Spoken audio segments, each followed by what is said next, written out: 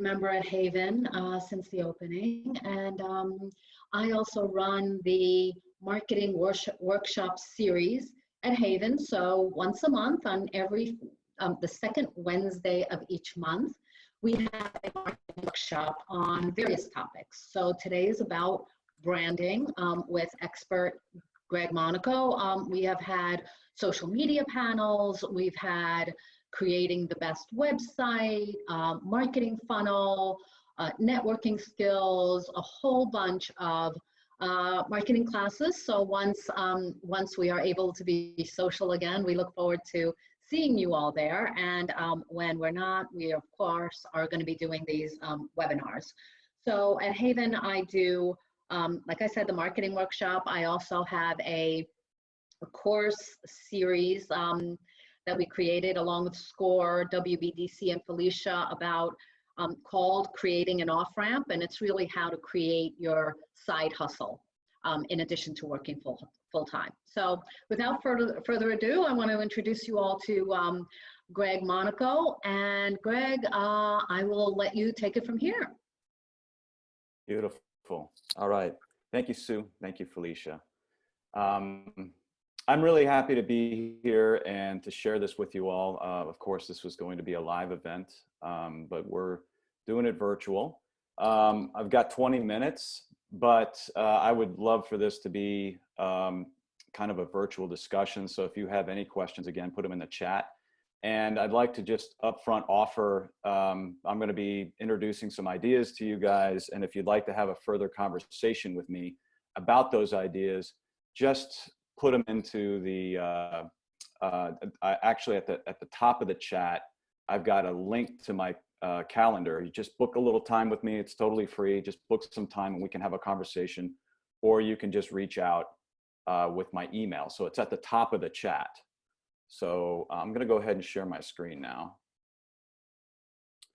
All right, so you should see a frame that says how to become unforgettable. Just give me a thumbs up if you see it. Okay, fantastic.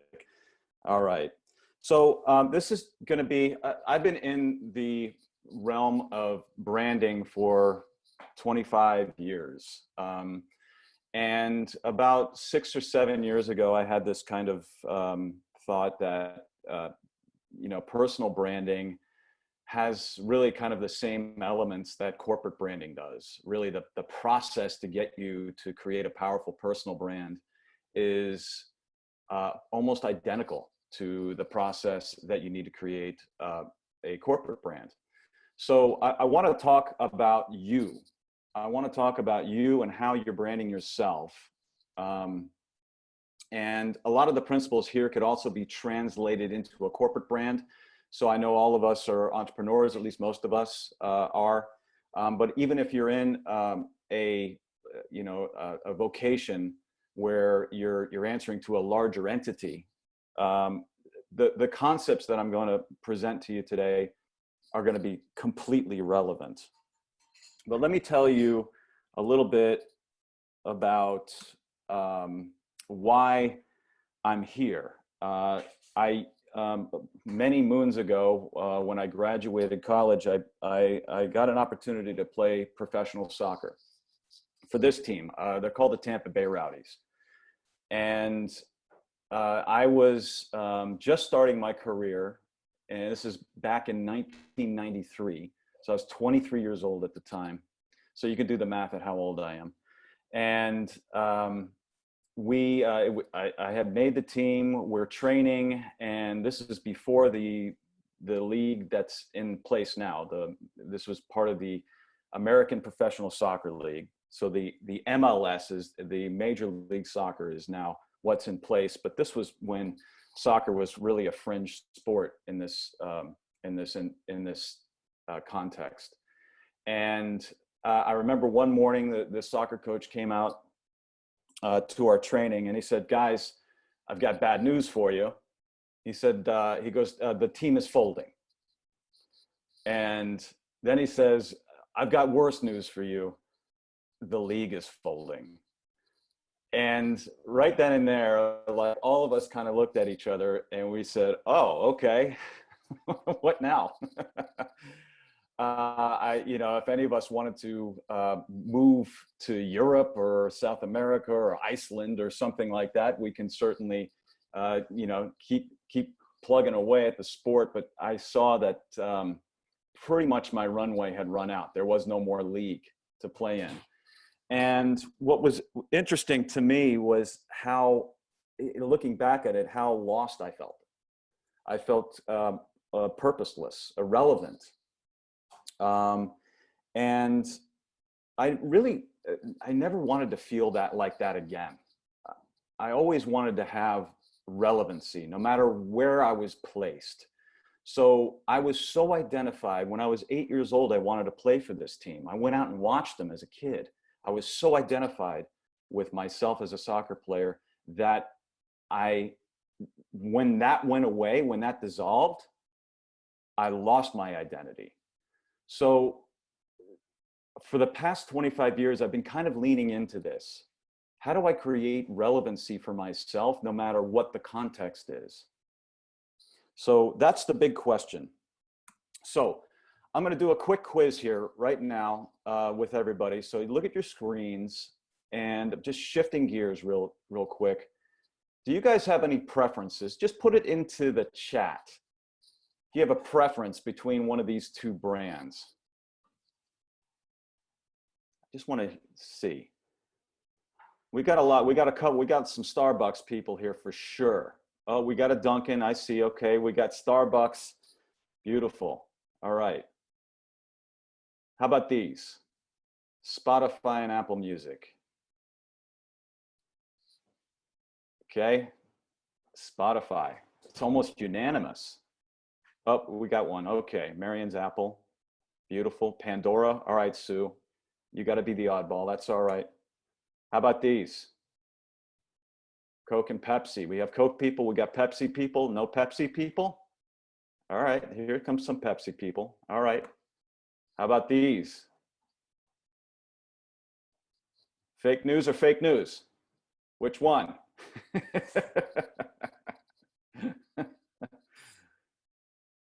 You guys realize, how about these? Terry's neither. All right. MSNBC. All right. Target's got a big winner here. Do you guys realize that each of these preferences that you have, you're really, in particular, let's look at Target and Walmart. If you were to strip off all of the branding on these two, so the actual experience that you're having inside the store, and just looked at the products on the shelf, they're really 90% the same store. And you could really say that for any of the brands we just compared. They're really the same. There's nuances in experience, but what are you buying? I guess that's the big question I want to be asking here is, what are you buying into here, right? And that really is the case for brand development. All right. So let's dig in a little bit more about branding. What exactly is branding? And David Ogilvy, who I worked at Ogilvy and Mather for about 5 years as a copywriter. So he's been a major influence on me as a person. And this is his quote here about how he defines branding. It's the intangible sum of a product's attributes. And while I view David Ogilvy as a personal hero of mine, I actually agree with this statement halfway. I agree with it, with the fact that it is intangible and it is the sum of something, but a product is really too narrow a way to cast it. When I was a soccer player, my product was what I did on the soccer field. I was totally embroiled in the product, but who I am as a person is one step removed, looking at myself from a higher altitude. So a product has to stand for something bigger. So I've kind of recast it to say branding is really a collection of perceptions. So if you think about it, you've got for a company context, You've got internal stakeholders, leadership, and they have a perception of what they're building.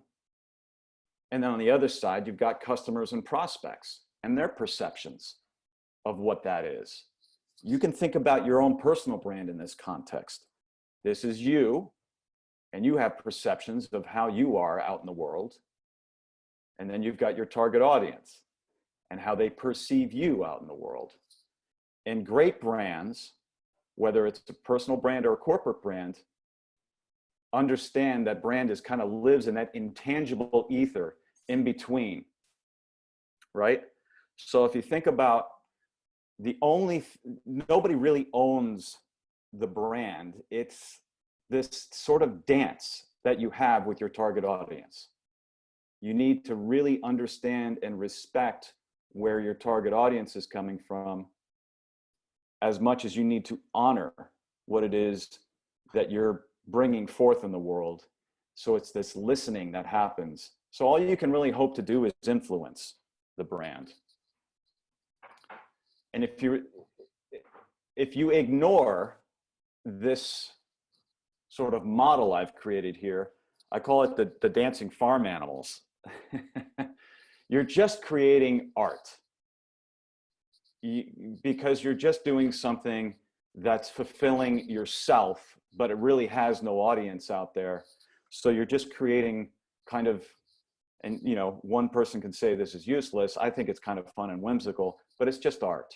And we're not trying to do that. We're trying to actually connect with people to move them in some way, whether that is to invest in you as a thought leader, to invest in your organization, or to actually cause them to want to do something, move them into action.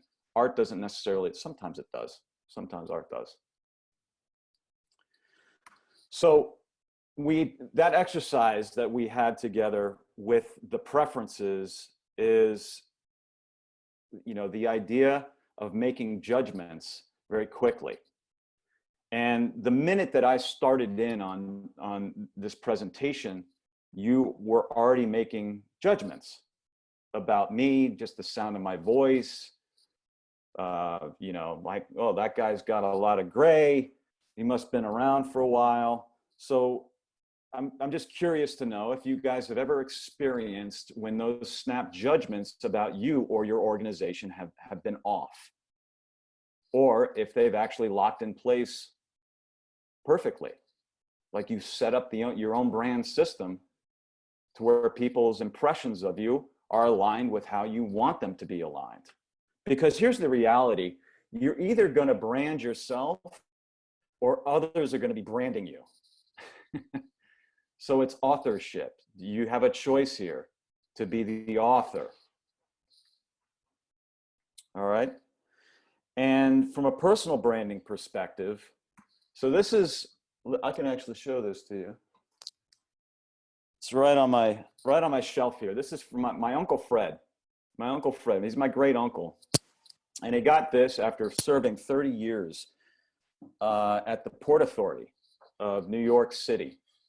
And he actually worked there 40 years. This doesn't happen today. People don't work in jobs for 30, 40 years anymore. I bet Joan Caruso could probably attest to this, that people are bouncing from job to job more often. There's a stat that, and there's a reason why you're seeing a squirrel here, because the average length of time for a business to be actually in function has shrunk. Back in the 60s, it was like 50 to 60 years that an S&P 500 company was alive and thriving. Now that's shrunk down to 18 years.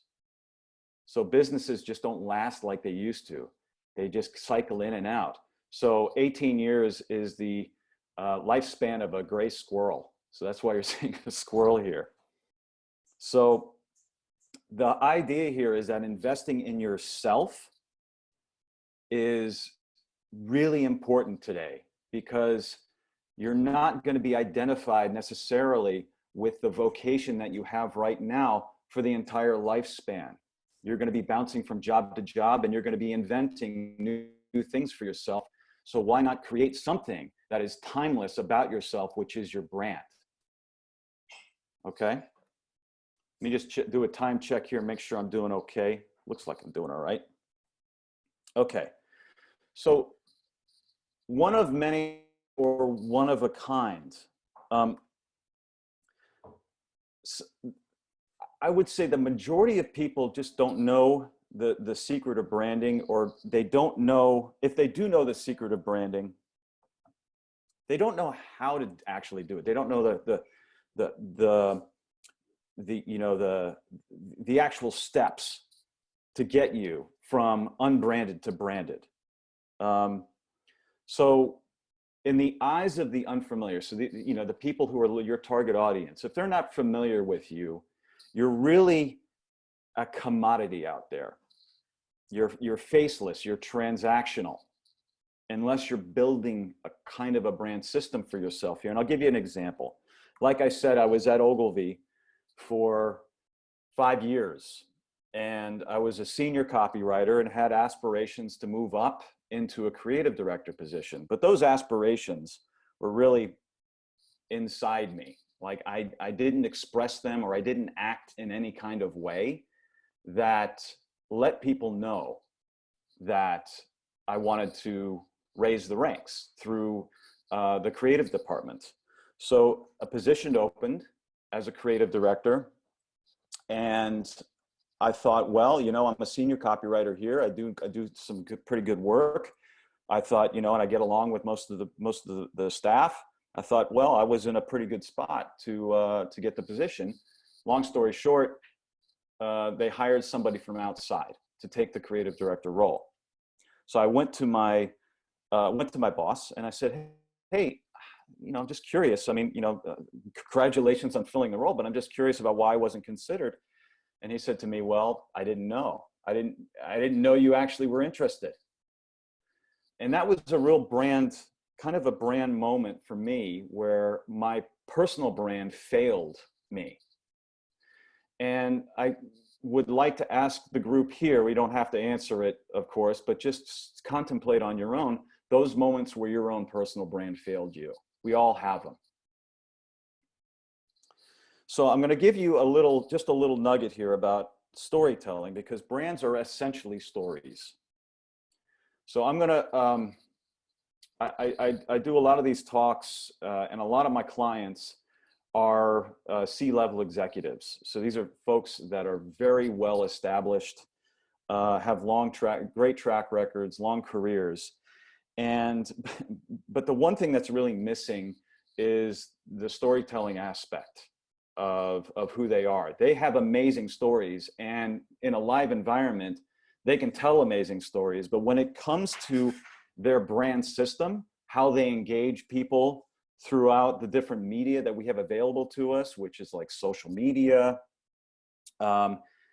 they tend to default to this kind of, and these are actual executive summaries that I've pulled off of people's LinkedIn profiles. And these are executives right here in the tri-state area. Successful B2B, B2C senior operating executive with experience leading small, large, public, and private organizations. High energy C-suite executive with a track record of delivering strong bottom line performance by distilling strategy. Okay, you guys bored yet? How about this one? Operating executive who is an organization builder with hands-on experience in business restructuring, rapid expansions, turnarounds, complex business. You guys bored? Track record for driving results, leading global teams, and positioning companies for high growth to raise capital or for a strategic transaction. Oh my God. So what's happening here with how people are communicating about what it is they're doing in the world? The default state for how we talk about ourselves is, I call it, I just use this abbreviation of CSR. It's category, skills, and results. So we talk about the category we operate in. We talk about our skill set and all the accomplishments and adoration that we've received for what we've done. Can you guys understand what is missing? What is missing? And just if you have an idea of what it is, just put it in the chat. What is missing from these executive summaries? Personality for sure. Heart, absolutely. Yep, it's cold and clinical. But there's also something else. Okay, so Michael's getting it there. Beliefs and passions, why people should care, a human story, uniqueness. Yeah, so Michael is getting really close to this. I love it. This quote from Warren Buffett, I think, really sums it up nicely. In the business world, the rear view mirror is always clearer than the windshield. All right? So if we look back at these stories, the word track record, I think, comes up in all of them. They're all talking about what happened in the past. They're all talking about the skills that they have gained through their experience in the past. And what's really missing is what do they care about? What's their vision, their point of view, their passion, their purpose? If we can kind of rewire our storytelling to be future forward and what we represent and what stand we're making in the world, that's where personality starts to come in, and our own human story starts to come in, and our beliefs and passions, like Michael stated. That's how you become irreplaceable. That's how you decommoditize yourself, because the problem with, especially with corporate executives, as they move up the ranks and there are fewer jobs for them to choose from, if they're communicating about themselves in the way that I just explained to you, in the way that you just saw, it's very hard to tell one from the next until they're in the room, until they're having a conversation. Then that's when their own personality can come out. That's where differentiating happens. The goal for us is, how do we do that with a brand system? How do we do that with our LinkedIn profile? How do we do that with our social media and the content that we're creating for others? How do we do that when we're being interviewed? The words we're using. So these folks have incredibly strong personal brands. And the reason why is because they've always had a future forward personal brand. Oprah is about leading a more soulful life. That's what she's always been always represented. And how do I bring more soul to people's lives? This next one is going to be controversial. If you need to throw up, I understand. If you want to like clap, that's fine too. But undeniable, this guy is a master at branding. He understands it, and he's always stood for one thing. I want to build great shit. Right? And it is arguable whether that shit is great, but in his mind it is. And 50% of the country really identifies with it. It might not be the 50% that's on the line right now, but it's neither here nor there. He knows who his target audience is, and he's appealing to that. He doesn't need to have the entire country. He needs to have 51%, or maybe less. The electoral vote. That's this guy. If you guys remember this guy, an amazing personal brand, unwavering in his commitment to protect children and protect the imagination and childhood imagination. That's what he always represented. And if you've seen the documentary on Mr. Rogers, it's really so heartwarming that this guy, it's what he represented in his vocation, but also true to himself at 100% of the time. So I think my time is up. I'm just going to leave you with one simple question, and that's, what do you stand for?